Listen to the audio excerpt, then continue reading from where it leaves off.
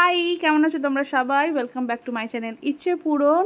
আশা করছি তোমাদের আজকের ছোট্ট মিনি ব্লগটা ভীষণ ভালো লাগবে।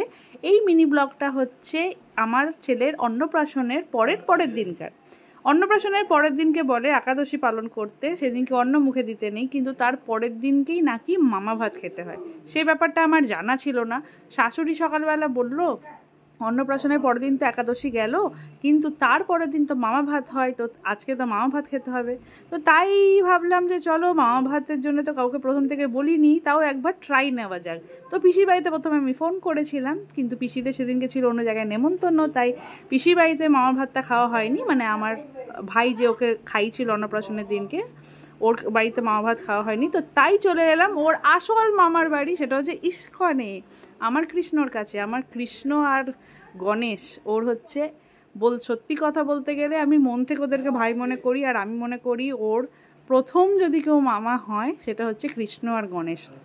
তাই জন্য আমাদেরকে টেনে প্রথমে ইস্কনের দিকেই নিয়ে গেল। আর কৃষ্ণও হয়তো মনে মনে চেয়েছিলেন যে আমার কাছে এসেই আমার ভাগ্নে মামা ভাত খাক, কিন্তু দুঃখের বিষয়, যেহেতু আমি অনেক পরে জানতে পেরেছিলাম যে আজকে মামা ভাত খাওয়া দরকার, তো আমার ছেলেকে রেডি করতে করতে নিজেকে রেডি হতে সময় হয়ে গেছিলো, তো দরজাটা বন্ধ হয়ে গেছিলো, কৃষ্ণর দর্শন পাওয়া যায়নি। ঠিক আছে, তাই জন্য আর কিচ্ছু করার নেই, দরজার মধ্যেই মাথা ঠেকিয়ে আমাদেরকে চলে আসতে হয়েছে। বাট আমরা ওখানকার কিন্তু ভোগ নিয়ে নিয়েছিলাম, যেটার উদ্দেশ্যে আমরা গেছিলাম। মামা ভাত বলে কথা, আর ইস্কনের অন্ন গ্রহণ করবে না তা কি করে হয়? তো তাই জন্যে এইখান থেকে ভোগ নিয়ে আমরা চলে যাব হচ্ছে এখন মামার বাড়িতে। মামার বাড়িতে আমার একটা ছোট্ট ভাই আছে, তাকে দিয়েই ওকে খাওয়ানো করাবো, মানে আমার মামার ছেলের কথা বলছি। তো ওইখানে গিয়েই ওকে অ্যাকচুয়ালি মামা ভাতটা খাইছিলাম, কিন্তু অ্যাকচুয়াল প্রপার যেটা মামা ভাত, যেটা আমার মানে দিদার বাড়িতে ওর খাওয়ানো হবে, সেই ব্লগটাও তোমরা পাবে। সেটা পরে আমি তোমাদেরকে শেয়ার করব, এই ব্লগটার পরে। কিন্তু আজকে যে ব্লগটা তোমরা দেখছো সেটা হচ্ছে ইস্কনের দেওয়া মামা ভাতটা, যেটা আমি ভাইয়ের হাত দিয়ে খাইছিলাম। ওইখানকার খাবারের এত টেস্ট যে তোমাদেরকে আমি কি বলবো গাইস। আর একে দেখো ল্যাদের মতন শুয়ে পড়েছে, মনে হচ্ছে ঘুম ছাড়া আর আমার কিছু নেই, কারণ ওর চোখে ভীষণ ঘুম ছিল। তোমরা এখনই দেখতেই পেয়েছিলে ইস্কন থেকে বেরোবার সময় ঘুমে ঢলে পড়েছিল। তো চলো তোমাদেরকে দেখিয়ে দিই কী কী ছিল। চাটনি ছিল, পটলের তরকারি ছিল, পোস্ত ছিল, ডাল ছিল, ভাত ছিল, পোলাও ছিল, বেগনি ছিল, একটা রসগোল্লা ছিল, পনিরের তরকারি ছিল, পায়েস ছিল। তো ভাইকে বলা হলো যে সবগুলো একটু একটু করে ঠেকিয়ে ওইখানটার সঙ্গে ভাতটার সঙ্গে মাখ, যাতে ওর জিভে একটুখানি ঠেকিয়ে দেওয়া হয়। সেটাই হয়ে যাচ্ছে ওর আজকের মামা ভাত, কৃষ্ণের দেওয়া মামার ভাত।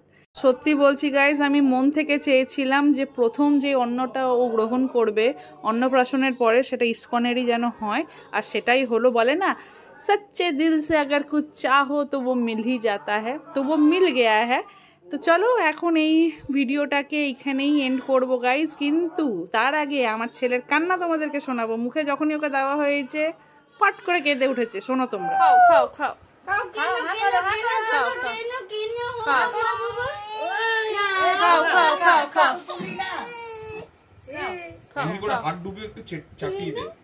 তো দেখতেই পেলে তোমরা কেমন কেঁদে উঠলো।